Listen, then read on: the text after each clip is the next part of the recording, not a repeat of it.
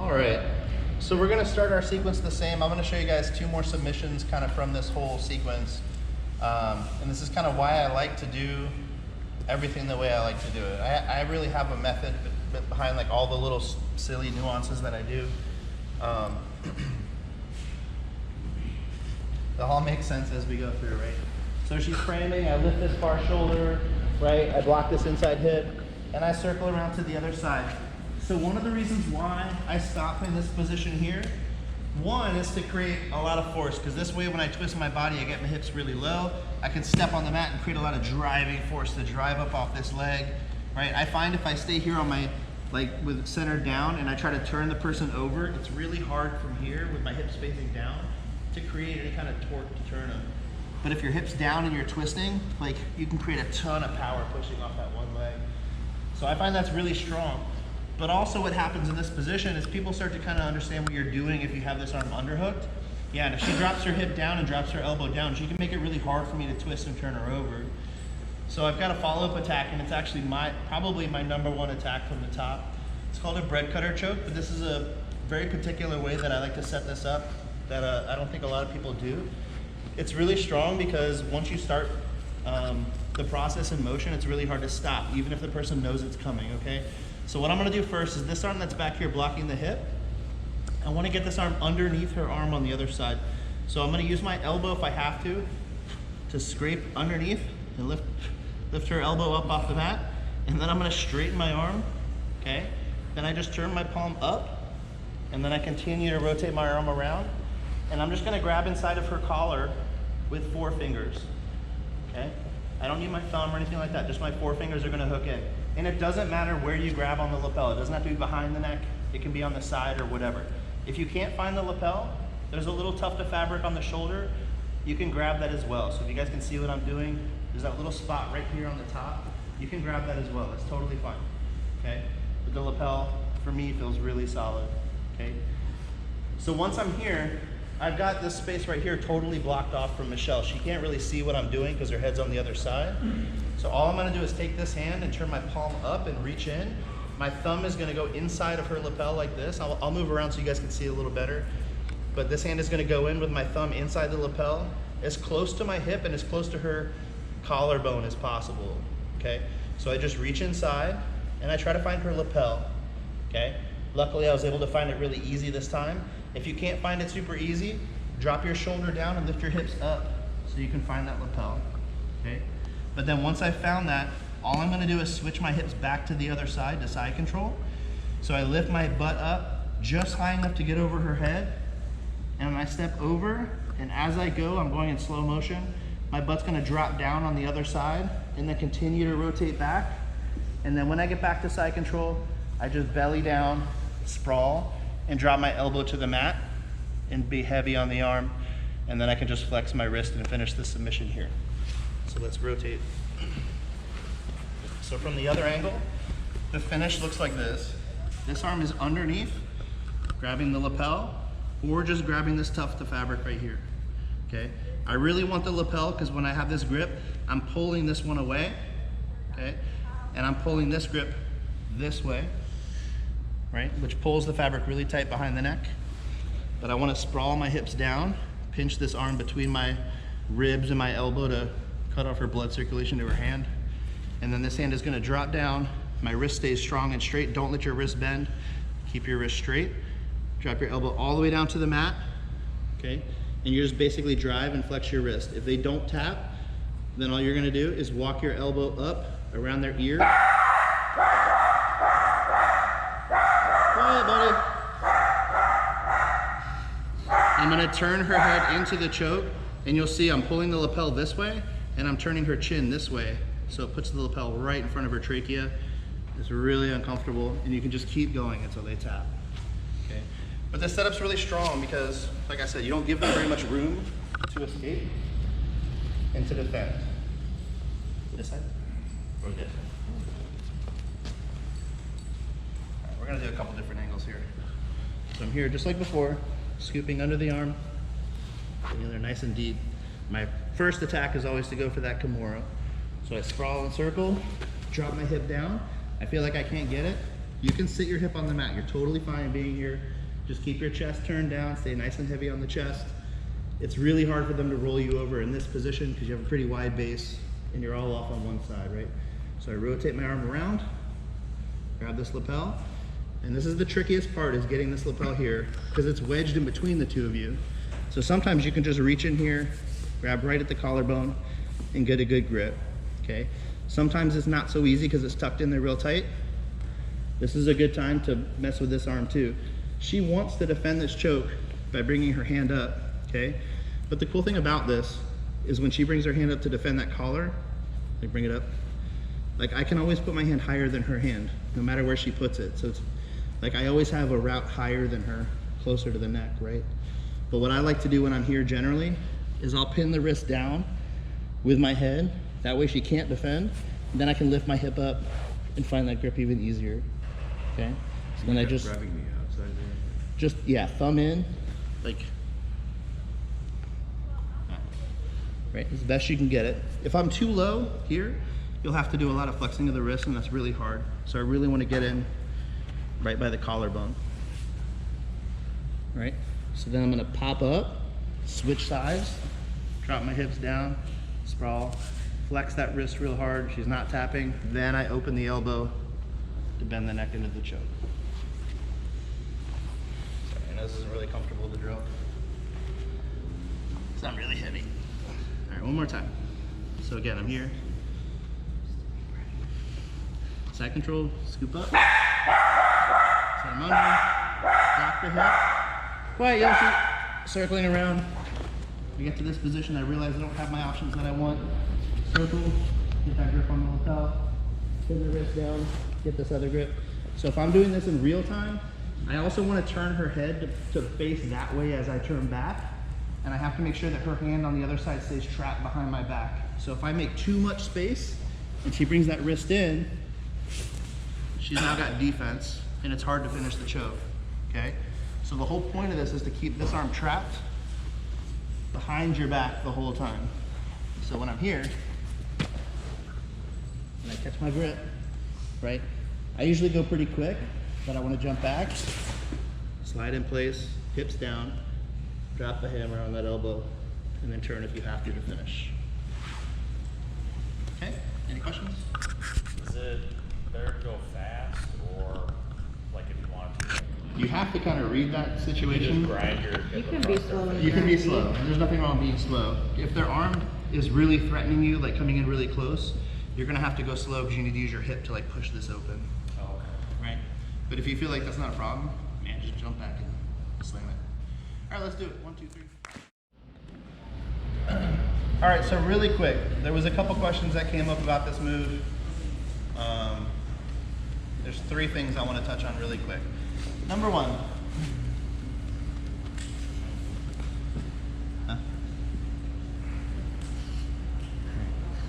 So I'm here, right? I've got my grips. Everything looks good. Connect this grip here, right? So keep your elbow in tight to your hip, all right? So as I rotate back to the other side, I want to keep my elbow following my hip the whole time. So as I jump back, with however fast or slow you do it, keep your elbow tucked in, because you'll see right now there's no space for Michelle to put her hand in between my hand and her neck. There's 0 space. She can't open my elbow, she can't defend, and as I go, I'm just gonna drop this hammer and choke her out, right? But if I go and I keep my elbow exposed, now it's gonna be really hard for me to finish this because I can't put my elbow down, okay? So keep your elbow connected to your hip the whole time, and you're not gonna have all those problems, right? Okay, so next thing, really common question, blood choke or air choke? And I'll say both. It all depends on how deep your grip is. If your grip is really close to the neck, like up here, like the ear basically, if I'm right next to the ear, what happens when I drop this arm down, it goes straight across her trachea and it smashes the trachea into the neck, which is definitely an air choke. People are gonna cough a little bit, they're gonna choke, it's gonna be a pain in the ass, right? But if my grip is a little bit looser, now this lapel pulls across the carotid artery, my forearm goes across the carotid artery, and as I turn this way, it ends up being both a blood and an air choke, because it's either gonna pinch the trachea or it's gonna cut off the blood flow to the brain.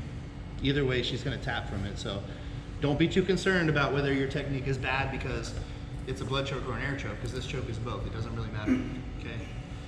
And then the last thing is this. Your positioning when you're finishing is very important. I need to make sure my hips are down, right? And my base is wide and solid. And I want to have my hips as low as possible. If my hips are high and I'm on my knees, she's going to pull that arm up and use that to frame, potentially work to escape, things like that.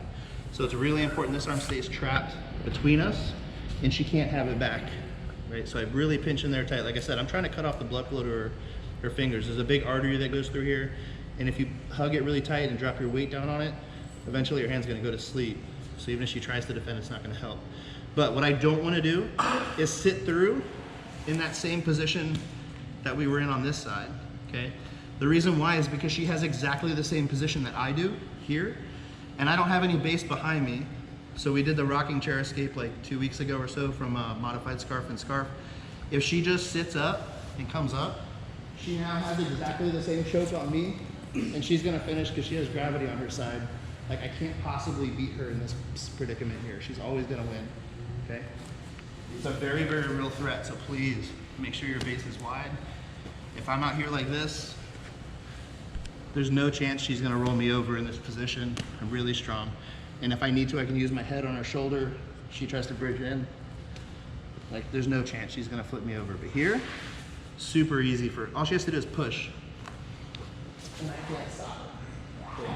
So just watch out for that in that position. All right, so now we're gonna work a different attack. That's the bread cutter choke. This one has probably the coolest name in all jiu-jitsu. Some people call this the Scorpion Death Lock. It's the most common name for it, okay? From the same position. So this is a cool one because we can set this up a lot of different ways, but we're just gonna start it from this position. I'm just gonna switch sides because that's her better shoulder, okay? So when we're here, right, normally I'm looking to circle my arm, get that grip, all that stuff. But let's say maybe I can't get that arm on the lapel, right? This is a good secondary attack. So what I'm looking to do is scoop inside of this arm, right? And it's basically gonna be an Americana with my body. So I scoop through, break that grip off the belt if she has it, and then I wanna try to pinch her wrist between my hip bone and my elbow as much as I can, okay? It's okay if it travels up to the armpit, but I'd really prefer if I can keep this down by my hip. And once I get that, quiet buddy, I scoop underneath the arm and cup the tricep like this, okay? So now, just like an Americana, I want to pull the elbow down close to the hip. So I scoop my hips down and I drive into her shoulder and I bring her elbows close to her hip as possible, all right? Now I'm going to step my left leg up in between her legs. I'll explain that in a minute. And then my right foot goes underneath and hooks on the backside of her hamstring on the close leg, all right? Now the easiest finish from here, I'm going to show you guys the ultimate easiest finish later, but for now we're going to do the hard way. I'm going to pop up to my hand on the opposite side, put that behind me, and then I'm going to turn my chest down like I'm trying to face Michelle, and as I do that, like I'm rocking a baby, I scoop this elbow up and I pull it up towards her face, and if she hasn't tapped, I start to lean back as we do that.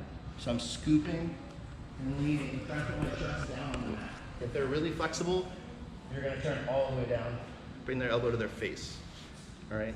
So I'm scooping, elbow goes close to the body, turning, looking back, leaning back as I continue to lift, okay? So now, it's cool because this can be done, like, if we're here in this position, right? And we're circling around, let's say I scoop here, like I'm right back on that new side. So I can switch sides all the time. My arm's still in a good position. I just want to get close to the hips, hook, up, twist back, and get my finish. So I'm bringing my shoulders down. Kind of maybe imagine you're bringing this shoulder to meet their nose. Maybe that's the best way to think about it. So I'm here. Yeah, bringing my far shoulder down to her face, okay? Now the reason why we get this hook here on the inside, it doesn't look like it's doing anything, right? But this heel becomes a hook because her main escape from this position, for the most part, is like the hitchhiker escape like we did from the other armbar, right? If she runs her legs away, she can turn and come up. She might be on top. Okay, so you do have to watch out for that. The other escape is pulling the arm down. We'll deal with that stuff at a later date. Okay. Quiet, buddy. Quiet, buddy. Shh. But if I can just put my heel on the inside of her leg, it's gonna make it much harder for her to turn and run away, okay? But I don't wanna be out here. I wanna get my hips as close as possible. My knee comes in, I'm bringing her elbow into her hip, right? Then I step. So now when she tries to turn and run away, she can't, because she can't turn her hips without that leg, okay? This foot is gonna support my weight. When I twist, I'm very strong here. And for our next attack on this foot is gonna be imperative, so make sure you guys are hooking this foot and using that. But I'm twisting, bringing my right shoulder right towards her nose for the tap. Okay. So the elbow should come in close to the hip, then up for the tap, just like an Americana, okay? All right, let's do it. 1, 2, 3. All right, so now I'm gonna show you guys the easier way to finish this. So I have to show that way first, especially for people who are new or who have never done this technique before, because the way I'm gonna show you right now, if you don't understand the twisting mechanics and you don't understand exactly when the submission comes on, like you don't know where that point is, where the submission happens, you can really hurt people if you don't understand that first, okay? Because this time we're gonna use our body weight to finish the submission, and it's just a lot more dangerous, especially to drill if you just don't understand what you're doing, okay? And it does take a little bit of core strength, but we'll get through it, right? Just remember, I want this wrist to be as close to my hip as possible. So if it gets up here, like I said, it's not the worst thing that can happen, but I really would love, when I scrape this back, to push it down into my hip with my elbow and then squeeze it tight. And when I'm hooking the elbow here, I'm not just cupping the elbow, I'm not just cupping the elbow like this, I'm scooping under the tricep to get a really good bite on this. All right, this is where I wanna be. I wanna be on the tricep, not on the elbow hooking, okay? You'll find you get a much better bite. And again, when I'm moving in, I'm not just getting my hips closer like this, I'm pushing into her shoulder. Watch what happens, she does a little side crunch. Because I'm pushing myself low, I'm bringing my belt closer to her belt, right? I'm getting a nice tight bite in there. So for this time, all I'm gonna do to switch, use your feet if you have to, make hooks on your opponent's legs, like hook on their shin. Make sure this hook is really strong on the hamstring, because you need to hold yourself up for a second so you don't shred your partner's shoulder. I'm gonna take this hand off the mat, reach up, and grab my own hand, okay? And then I just pull up and twist. It happens so much faster, okay? This is how the submission's supposed to be done, but you have to learn it like this first, because you have to kind of get a feel for exactly the right twist and torque, okay? So I just reach up, grab my hand, pull up on the elbow, and get the tap.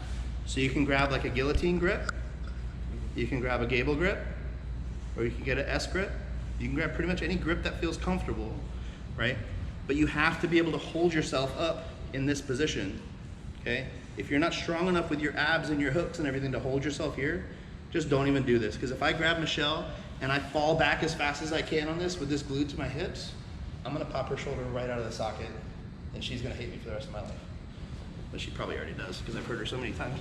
But, so, trapping the wrist, push the shoulder in, get real close, right hook. Use this hook to pull yourself up.